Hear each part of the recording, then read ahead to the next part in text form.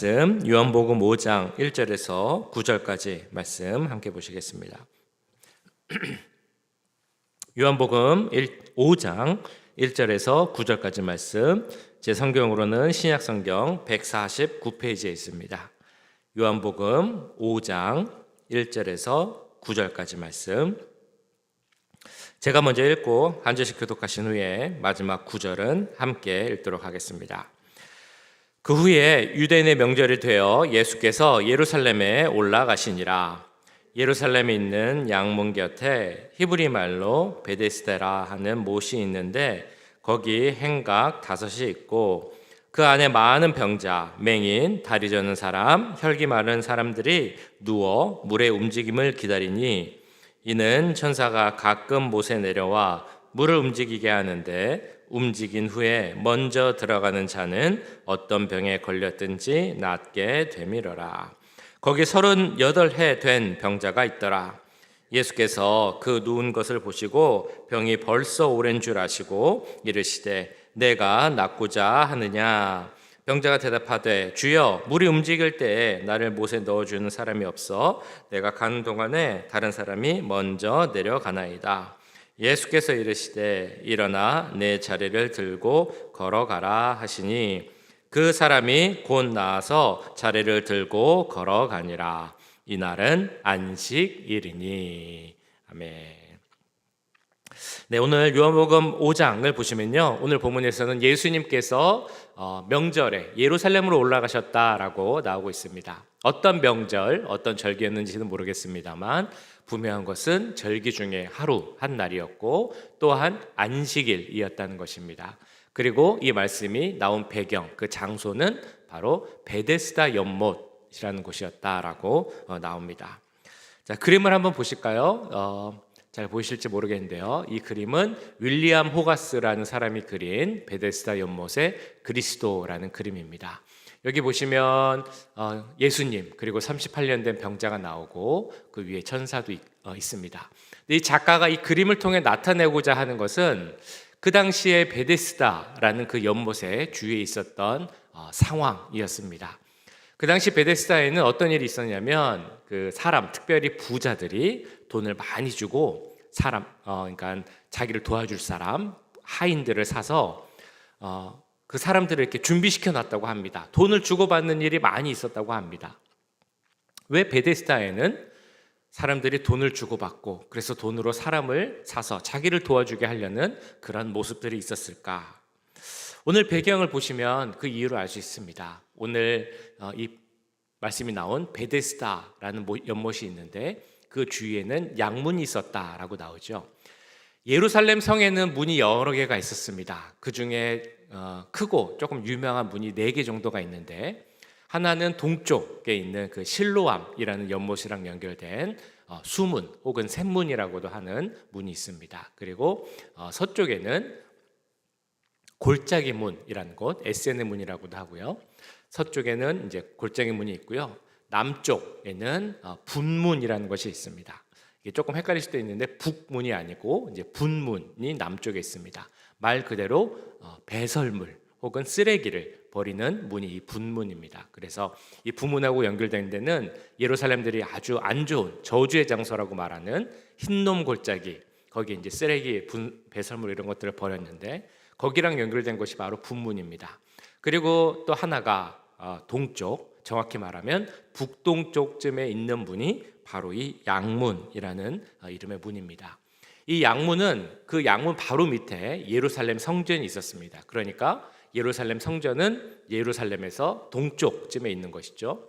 이 양문을 통해서, 이것이 양문이라고 불린 이유는 그 근처에 시장이 하나 있었는데 그 시장에서 양과 염소를 사서 그 문을 통과해서 성전으로 가는 일이 많았기 때문에 그 문을 양문이라고 불렀습니다. 우리가 요한복음 2장에서 이미 보셨죠. 사람들이 명절이 되면 예루살렘으로 올라와서 성전에 가서 제사를 드립니다. 그러면 제사를 드릴 때 제물이 필요한데 예루살렘에 살지 않는 많은 사람들은 그 제물을 어떻게 해야 되는가가 이제 문제였습니다. 그 제물들을 자기 집에서부터 다 싸가지고 올 수도 없는 것이기 때문에 그들은 예루살렘에 와서 그 제물을 사서 제물을 바칠 수 있도록 그렇게 했습니다. 그래서 이 예루살렘 성 근처에는 이 재물을 파는, 그러니까 양과 염소를 살 수 있는 시장들이 있었습니다. 이 시장에서 양과 염소를 사서 제물로 쓰는 것 자체는 문제는 아니다라고 말씀을 드렸죠.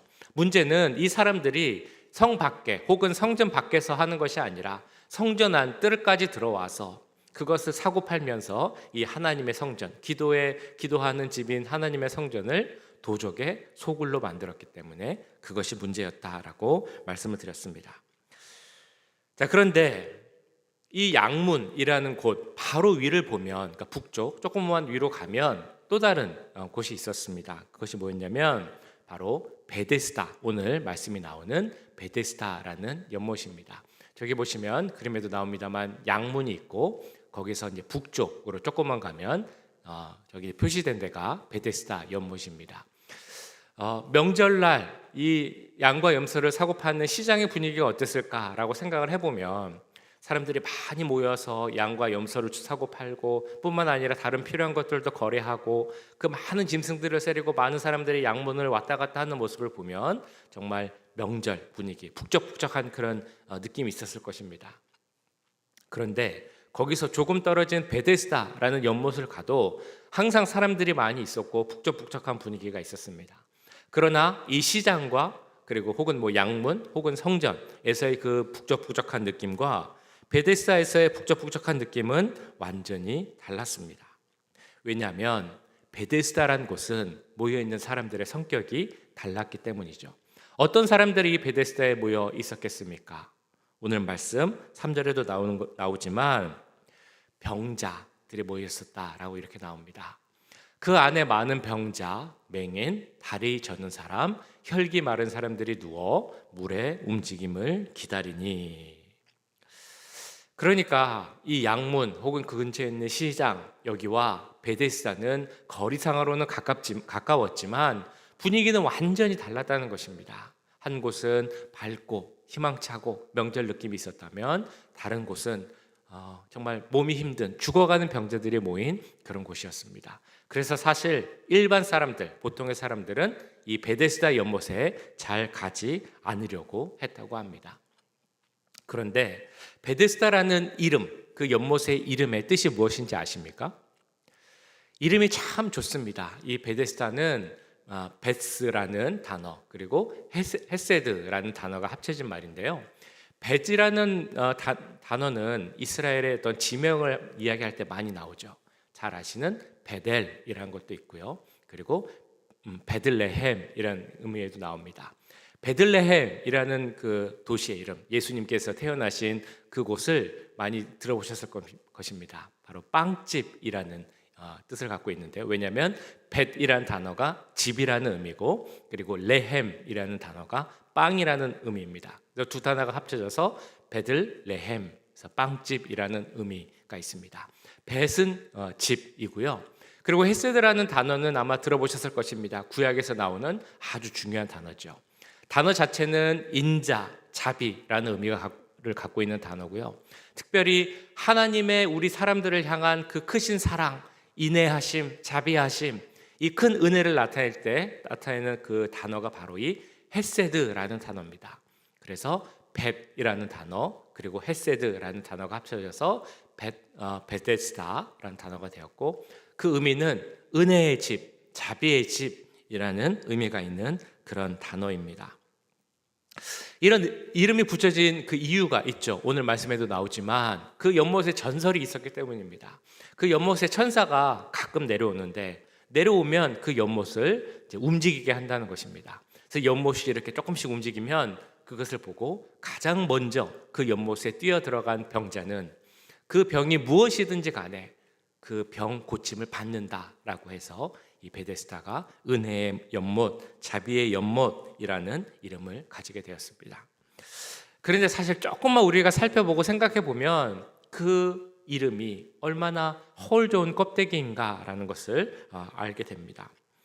은혜의 집이라는 이름과 다르게 이 베데스다라는 곳은 그 인간의 욕심, 욕망, 이기주의 이것이 정말 완전히 드러나는 한마디로 이 세상의 축소판이라고 할 수 있는 곳이 바로 이 베데스다라는 곳이기 때문입니다. 이 세상의 현실이 어떻습니까? 치열한 경쟁이 있고, 그래서 적자 생존, 무한 경쟁. 내가 살려면 다른 사람과 함께 살 수는 없고 다른 사람을 밟고 일어나야만 내가 살 수 있다라고 말하는 것이 바로 이 세상의 현실입니다. 그 현실이 그대로 적용되는 것이 바로 이 베데스다입니다. 내가 살기 위해서, 내 병 고침이 낫기 위해서 다른 사람들을 다 이기고 나만 살아야만 그 병 고침을 살 수 있는 것이, 받을 수 있는 것이 연못이기 때문입니다. 아무리 2등을 많이 해도 2등을 계속하는 건 아무 의미가 없습니다. 1등, 내가 가장 먼저 들어가야만 살 수 있고 나올 수 있다라고 하는 것이 바로 이 베데스다입니다. 말 그대로 무한 경쟁, 치열한 경쟁이 있는 곳이고, 그래서 부자들은 혹시라도 이 연못이 움직이면 나를 바로 이 연못에 던져서 내 병이 낫게 해달라, 나를 그때 도와달라라는 그 도움을 요청하기 위해서 돈을 주고 사람을 사서 자기를 도울 수 있는 그 하인들을 고용한 것입니다. 자, 이런 배경이 있는 베데스다의 오늘 말씀을 보시면 예수님께서 어떤 한 사람을 만나러 오십니다. 그 사람은 누구냐면 38년 동안 병을 앓았던 병자입니다. 5절에도 나오죠. 거기 38에 된 병자가 있었더라. 38년 동안 병을 앓는다라는 것은 어떤 의미겠습니까? 그 사람의 삶이 어땠을까요? 이 사람이 어떤 병을 앓았는지, 어떤 힘든 삶을 살았는지가 나오진 않습니다만, 우리가 사실 그 말만 들어도 이 삶이 얼마나 힘들었을까 어렵지 않게 짐작해 볼 수 있습니다.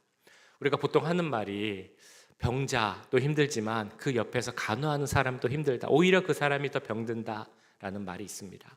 그처럼 옆에서 간호해 주는 것만 해도 힘들고 병든다라고 할 정도인데, 거의 40년 긴 시간을 이 사람은 병을 앓았습니다.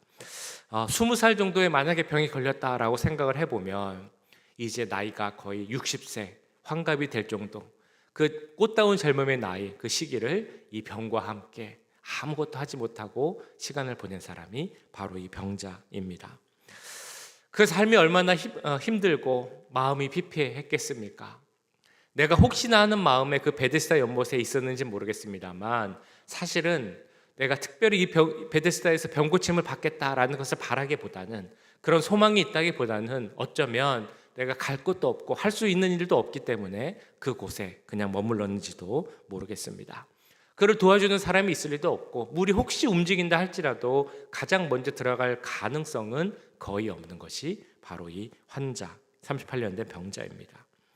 그런 병자를 보시고 예수님께서 찾아가셔서 이렇게 물으시죠. 예수께서 그 누운 것을 보시고 병이 벌써 오래된 줄 아시고 이르시되 내가 낫고자 하느냐. 예수님께서 뭐라고 물으셨다고요? 내가 낫고자 하느냐. 참 이상한 질문 아닙니까? 38년 동안 병을 앓았다고 하는데 그 병자 앞에 가서 물어보시는 것이 아프지 않냐, 힘들지 않냐, 고생하지 않았냐 라고 물어보는 것이 아니라 내가 낫고자 하느냐라는 질문을 하셨다는 겁니다.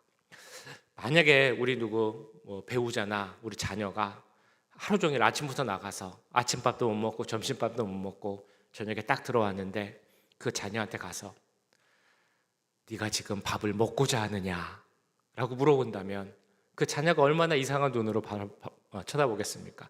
당연히 배고프고 밥을 먹고 싶을 텐데 가서 밥을 먹고 싶냐라고 물어보는 것은 참 이상한 질문일 것입니다. 38년 동안 병을 앓았던 환자라면 가장 우선되는 그 원하는 것은 다른 어떤 것이 아니라 병을 낫고 싶은 것일 텐데, 왜 예수님은 이 환자한테 가서 내가 낫고자 하느냐라고 물어보셨을까요? 두 가지를 생각해 보려고 하는데요. 첫 번째, 예수님께서 물어보신 이유, 그것은 바로 우리 주님은 우리가 직접 나가서 주님께 간구하고 기도하기를 원하시기 때문입니다. 하나님은 우리가 무엇이 필요한지 다 알고 계십니다. 그런데 또 우리 하나님은 다 알고 계시지만, 그래 너가 뭐가 필요한지 안다 라고 주시는 것보다, 다 아시지만 우리가 직접 나와서 기도하고 간구하기를 더 원하고 계십니다. 왜냐하면 그렇게 기도하면서 하나님께 더 나아가고, 그렇게 기도하면서 하나님께 더 가까이 가기를 원하고 계시기 때문이죠. 이렇게 기도하면서 하나님 앞에 믿음 가운데 굳건히 서기를 원하시고 또 하나님 주시는 소망 가운데 새롭게 일어서기를 원하시기 때문에 하나님은 다 아시지만 그냥 주시는 게 아니라 또 기도하고 간구하기를 원하고 계시다는 것입니다. 그런 의미에서 본다면 예수님께서 왜 한 번 더 낳고자 하느냐 물어보신 이유를 알 수 있습니다. 자, 또 다른 이유가 있습니다. 그 이유, 이제 오늘 중요한 이유인데요. 그 이유는 자신의 육체적이고 영적인 상태를 직접 돌아보고 깨닫기를 원하셨기 때문입니다. 내가 낳고자 하느냐라고 물어보신 이유는 정말 내가 낳고 싶은지, 내 상태가 지금 어떤지 알고 있는지 그것을 그렇기 때문에 물어보신 것입니다. 이 병자는 38년 동안 병을 앓았죠. 아마도 자기가 가능한 모든 일은 다 했을 것입니다. 그 병을 낫기 위해서, 고침을 받기 위해서 필요한 것은 다 했을 것이고, 그러다 보니 필요한 자기가 갖고 있는 재산이나 그런 것도 많이 탕진했을 것입니다. 그런데 낫지 않는 몸, 바뀌지 않는 현실을 보면서 절망하고 포기했겠죠. 그리고 이제 포기를 넘어서서 더 이상 할 수 있는 일이 없다, 실망을 떠나 그 상태에 익숙해졌을 것입니다. 그렇게 익숙하고 안주하고 있는 모습을 보면서 네가 정말 너의 그런 상태를 알고 있느냐? 그런데 너가 정말 마음속으로 낫기를 원하고 있느냐? 라고 물어보신 것입니다. 코끼리와 나뭇가지라는 책이 있습니다. 이 책을 보시면 인도에서 코끼리를 길들이는 방법에 대해서 이렇게 나옵니다. 코끼리가 어렸을 때, 그러니까 새끼 코끼리일 때 이 코끼리를 나무에 이렇게 묶어 놓습니다. 그러면 그 어린 코끼리가 거기서 탈출하기 위해서, 풀려나가기 위해서 얼마나 애쓰고 노력을 하겠습니까? 막 처음에는 도망치려고 하고 풀어보려고도 하고, 그런데 나뭇가지에 단단히 묶여 있으니까 나무에 그것을 이제 풀어나가지 못하는 겁니다. 그러면 이 코끼리가 나는 여기서 나가지 못하는구나 라는 것을 이제 깨닫게 된다는 것이죠. 한마디로 후천적인 무력감을 습득하게 된다는 것입니다. 그 무력감에 그리고 익숙해지게 됩니다. 자, 그러면 어떻게 되느냐 하면 이 코끼리가 나중에 커서 막 수백 킬로가 나가는 집채만한 그런 덩치가 될 때에도 조그만 나뭇가지에만 이 코끼리를 묶어놔도 코끼리가 도망갈 생각을 하지 않는다는 것입니다. 그러니까 힘으로 따지면 조금만 움직이면 그 나무가 뿌리까지 뽑혀질 수 있는 그런 힘을 갖고 있는데도 이 코끼리가 이미 무력감을 습득하고 있기 때문에 내가 여기 묶여 있으면 내가 아무리 해도 여길 벗어날 수 없어 라는 생각을 하고 있기 때문에 거기를 도망가려고 하는 시도조차 하지 않는다는 것이죠. 이런 그런 현상을 책에서는 고착화 현상, 픽세이션이라고 이야기를 합니다.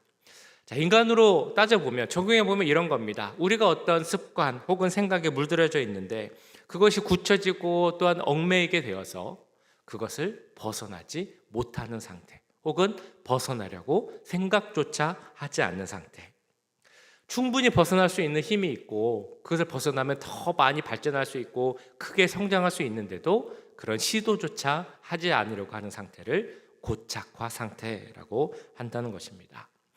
자, 이런 관점에서 보면 예수님께서 이 환자에게 내가 낫고자 하느냐라고 질문하신 그 이유를 찾아볼 수 있는 것입니다.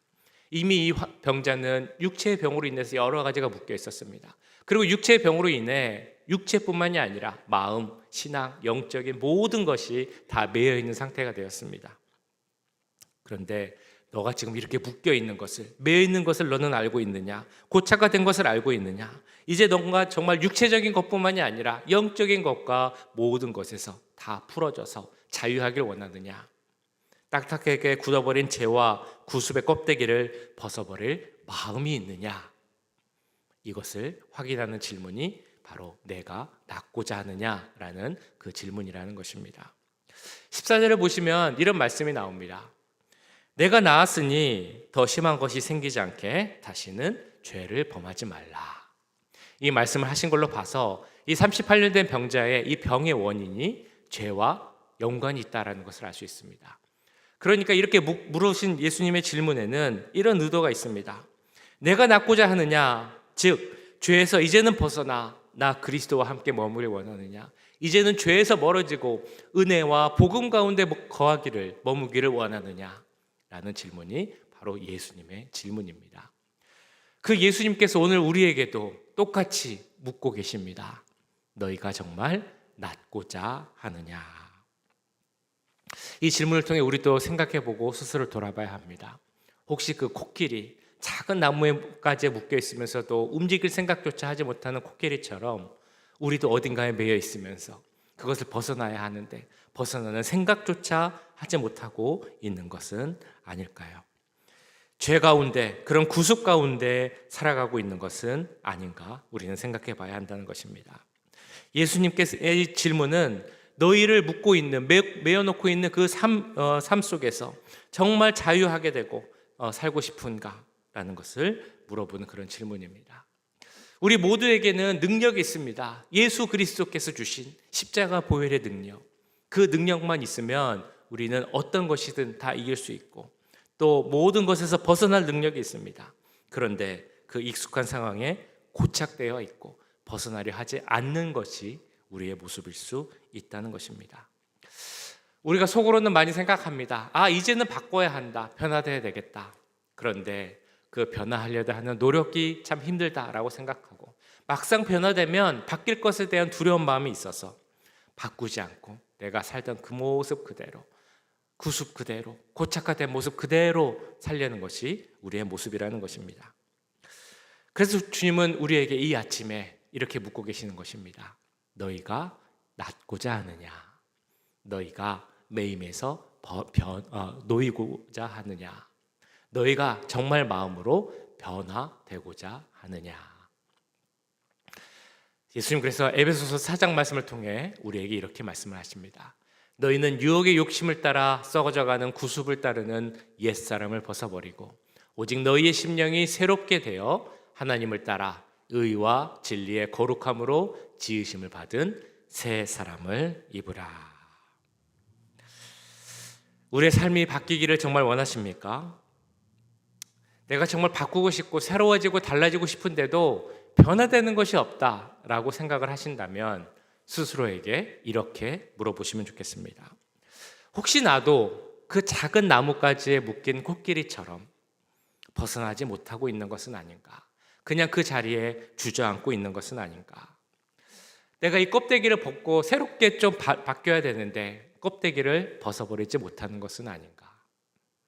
나는 진정 낫고자 하는가? 자, 이런 생각을 질문을 하시면서 우리 이 시간 기도하실 때는 이렇게 기도하기 원합니다. 주님, 제가 이제 정말 낫고자 합니다. 제가 이제 정말 변화하고자 합니다. 내가 정말 달라지기 원합니다. 십자가 능력으로 내가 달라질 수 있도록, 변화할 수 있도록 힘을 주시고 낫게 하여 주시옵소서. 이제는 베데스다에 있던 그 헛된 소문들 혹은 세상에서 말하는 그 힘과 능력, 그런 것을 의지하는 것이 아니라 우리에게 힘을 주시는 유일한 분이신 예수 그리스도를 바라보며 그 힘과 능력으로 모든 것을 이기고 승리하는 우리가 될 수 있기를 주님의 이름으로 간절히 축원합니다. 우리 드린 말씀 기억하시면서 함께 기도하기 원합니다. 기도하실 때 하나님, 우리가 정말 달라지게 하여 주옵소서. 매임에서 노임받게 하여 주시옵소서. 예수 그리스도의 십자가 보혈의 능력으로 변화되게 하여 주시옵소서. 낫고자 합니다. 낫게 하여 주옵소서. 우리 함께 기도하겠습니다. 사랑의 주님, 오늘 말씀을 기억하며 기도합니다. 아버지, 예수님께서 이 베데스다에 있던 38년 된 병자에게 내가 정말 낫고자 하느냐라고 물으셨습니다. 하나님, 38년 된 병자, 어떻게 보면 낫는 것이 가장 중요한, 가장 우선적인 기도 제목이었겠지만 혹시나 그 가운데 정말 그 38년이나 살면서 익숙하여지고 포기하여지고 또한 안주한 그런 삶의 모습이 있었을 줄 압니다. 주님, 우리의 삶의 모습 가운데, 믿음의 모습 가운데도 그런 모습이 있지 않나 돌아봅니다. 주여, 우리에게도 지금 물으십니다. 내가 정말 낫고자 하느냐? 내가 정말 고침받고자 하느냐? 내가 정말 변화받고자 하느냐? 그런 질문 가운데 주여, 우리를 돌아보게 하여 주옵소서. 주여, 코끼리가 그 작은 나무에 묶여서 움직이지 못하고 그렇게 안주하고 있는 모습이 우리 가운데 있지 않는지 주여 돌아보게 하여 주시옵소서. 우리를 묶는 것이 있습니까? 매이는 것이 있습니까? 하나님, 그 모든 것을 매는 것을 풀려지게 하여 주시옵소서. 묶임에서 노임받게 하여 주시옵소서. 하나님 자유하게 하여 주시옵소서. 주여 우리는 부족하고 힘이 없지만 주님 예수 그리스도의 십자가 보혈의 능력 가운데 우리가 힘과 능력을 얻을 때 우리가 다니게 될 줄 믿습니다. 노임을 받게 될 줄 믿습니다. 자유하게 될 줄 믿습니다. 하나님 함께하여 주시고 하나님 자유하게 되고 승리한 우리가 되게 하여 주시옵소서. 주의 은혜 가운데서 변화되는 우리가 되게 하여 주시옵소서. 우리를 묶어놓고 있는 구습의 모습이 있다면, 우리가 정말 안주하는 모습이 있다면, 낙심하고 주저앉은 모습이 있다면 주여 모든 것 다 내려놓게 하시고 주여 우리가 결단하고 일어서게 하여 주시옵소서. 깨닫고 변화하게 하여 주시옵소서. 달라지게 하여 주시옵소서. 우리를 둘러싸고 있는 껍데기가 있습니다. 하나님 그 껍데기를 다 깨고 주의 능력 가운데 서게 원합니다. 하나님 믿음 가운데 선 우리들이 되게 하여 주시고 우리 삶 가운데 주님 주시는 온전한 승리만이 넘칠 수 있도록 역사하여 주시옵소서. 하나님 우리 가운데 승리를 허락하여 주시옵소서. 예수 그리스도의 십자가 보혈의 능력이 우리 가운데 거하게 하여 주시옵소서. 하나님 우리가 항상 승리할 수 있도록 주님 도와주시옵소서. 하나님 이 자리에 계신 우리 모든 성도들 하나님 믿음 가운데 서기 원합니다. 믿음 가운데 승리하기 원합니다. 하나님 함께해 주시고 내가 낳고자 하느냐라는 그 예수님의 질문에 내가 낳고자 합니다. 내가 승리하고자 합니다. 내가 변화하고자 합니다라는 그 믿음의 답변으로 서게 하시고 결단하며 삶으로 실천하는 우리 모든 성도들 될 수 있도록 주님 도우시고 함께하여 주시옵소서. 아버지 승리하게 하여 주시옵소서. 하나님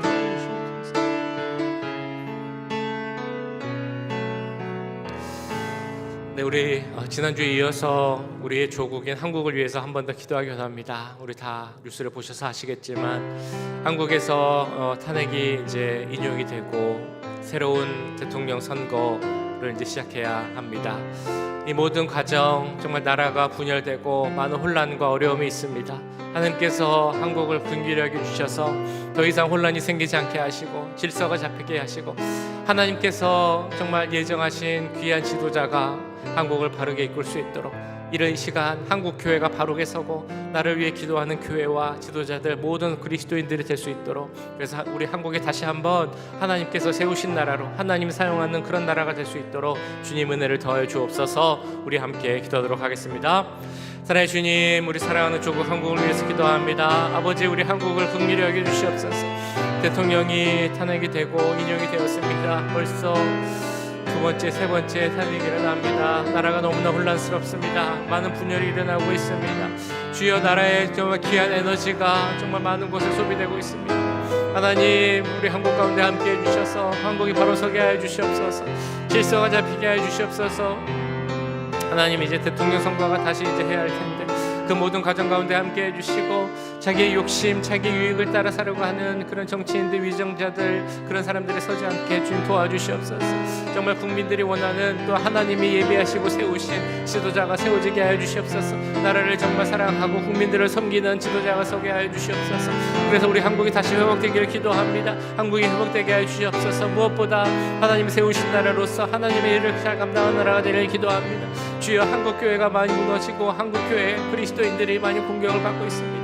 하나님 우리가 먼저 바로 서게 하여 주옵소서. 나를 위해 기도하는 우리들이 되게 하여 주옵소서. 주여 한국을 섬기는 우리 기도와 교회와 우리 그리스도인들이 되게 하여 주시옵소서. 그래서 우리 그리스도인들을 통하여서 나라가 바로 서게 하시고 회복되게 하여 주시옵소서. 하나님 사용하시는 나라가 되게 하기 원합니다. 하나님 나를 위해 사용되는 우리 한국이 되길 원합니다. 하나님 우리 한국을 불쌍히 주셔서 온전히 회복되게 하시고 하나님 나를 위해 사용되는 나라가 되게 해 주시옵소서. 그리고 교회가 바로 서게 해 주시옵소서. 그리스도인들이 바로 서게 해 주시옵소서. 사회에 선한 영향을 미치는 우리 모든 그리스도인들이 되게 하시고 그를 통하여서 아픔들이 회복되고 상처들이 회복되고 분열된 것들이 갈라진 것들이 회복되고 주여 주 안에서 하나가 되며 주의 일을 감당할 수 있는 귀한 나라가 될 수 있도록 주님 도와주시옵소서.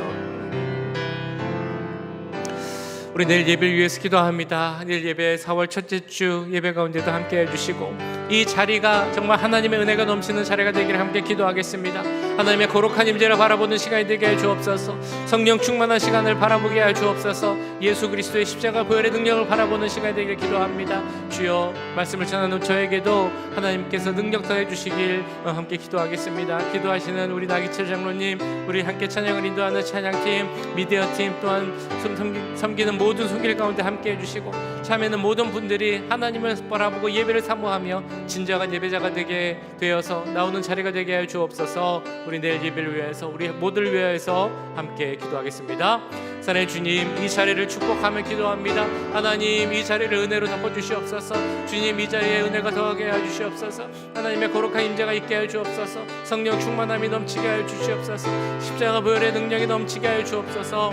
하나님, 이 자리가 정말 은혜가 넘치게 되게 기도합니다. 문을 열고 들어올 때부터 이 자리에 가득한 하나님의 임재와 은혜를 넘치게 하여 주시옵소서. 단 한 명도 그냥 돌아가지 않게 기도합니다. 습관적으로 예배드리지 않게 하시고 주여, 예수의 부활하신 이 주의 날을 사모하며 정말 기대하며 준비하며 나오게 하여 주시옵소서. 하나님이 찾으시는 그런 예배자가 되게 하여 주옵소서. 하나님, 우리가 영과 진리로 예배드리게 하여 주시옵소서. 하나님을 마음을 열고 나아가기 원합니다. 하나님, 우리 가운데 혹시라도 구습이 있습니까? 딱딱하고 완고한 마음이 있습니까? 정말 아니라고 안주하는 마음이 있습니까? 주여, 내가 낫고자 하느냐라는 그 질문을 우리 마음에 품고 우리가 정말 마음을 열고 준비하며 나오길 기도합니다. 하나님 함께 해주시고 예배를 통하여서 은혜를 받게 하여 주시옵소서. 성령 충만하게 하여 주시옵소서. 말씀을 전하는 저에게도 함께 해주시고 그 말씀이 땅에 떨어지지 않게 하시고 우리 모든 성도들 마음에 그대로 새겨지게 하시고 그것이 열매 맺을 수 있도록 주님 도와주시옵소서. 우리의 생각을 바꾸게 하시고 우리의 관점을 바꾸게 하시고 우리의 행동과 삶을 바꿀 수 있는 그런 귀한 하나님의 말씀이 되게 하여 주시옵소서. 우리 찬양팀에게도 함께 해주시기 기도합니다. 찬양 가운데 내가 넘치게 기도합니다. 주의 기도하시는 우리 나기철 장로님에게도 함께 해주시고 주여, 그 기도 가운데 능력이 넘치게 하여 주옵소서. 우리 미디어팀에게도 함께 해주시고 섬기는 너무 많은 손길들이 있습니다. 하나님 붙잡아 주셔서 그 모든 손길을 통하여서 예배가 온전히 들어줄 수 있도록 오직 하나님의 이름만이, 그 영광만이 나타나는 그런 예배가 될 수 있도록 주님 도우시고 함께하여 주시옵소서. 우리 가지고 있는 정말 기도 제목들 많이 있는 줄 압니다. 그 중에서도 가장 급하고 가장 우선적인 기도 이 시간 함께 드리길 원합니다. 그럴 때 우리 하나님 들으시고 응답하실 줄 믿사오니 이 자리가 하나님의 기도의 응답이 나타나는 그런 은혜의 자리가 되게 하여 주옵소서. 우리 함께 우리의 기도 제목을 놓고 함께 간구하겠습니다. 사랑의 주님, 우리 사랑하는 임마누엘 교회 성도들, 주의 여러 가지 기도 제목이 있습니다. 그 중에서 정말 가장 시급한 중요한 기도 제목을 놓고 주 앞에 기도합니다. 하나님, 우리의 기도를 들어주옵소서. 아버지, 응답하여 주시옵소서. 문제를 해결하여 주시옵소서. 하나님, 주님, 우리 가운데 함께 해주실 줄 믿습니다. 우리의 기도를 들으실 줄 믿습니다. 응답하실 줄 믿습니다. 주님, 들으시고 도와주시옵소서. 아버지, 우리 가운데 마음의 문제가 있습니다. 불안하고 우울할 때가 있습니다. 슬플 때가 있습니다. 상처받을 때가 있습니다. 하나님, 그 피 묻은 손으로 어루만져 주셔서 그 모든 것이 다 나을 수 있도록 지금 도와주시옵소서. 관계 가운데 어려울 때가 있습니다. 우리 가족의 관계, 부부의 관계, 자녀와의 관계, 주님 도와주시고 관계가 회복되게 해주시옵소서. 우리 가족 가운데, 이웃 가운데, 친척 가운데 주님을 모르는 자들이 있습니다. 주여, 그들의 구원을 위해서 기도합니다. 복음이 전해지게 하시고 마음이 열리게 하셔서 하나님, 우리 사랑하는 사람들이 정말 교회 잘 다니게 하시고 다른 것은 몰라도 믿음을 물려줄 수 있는 우리의 모습이 되게 하여 주시옵소서. 경제적으로 어렵습니까? 주님, 경제적으로 낫게 하여 주시옵소서. 하나님, 좀 신분이 어렵습니까? 신분의 문제가 해결되길 기도합니다.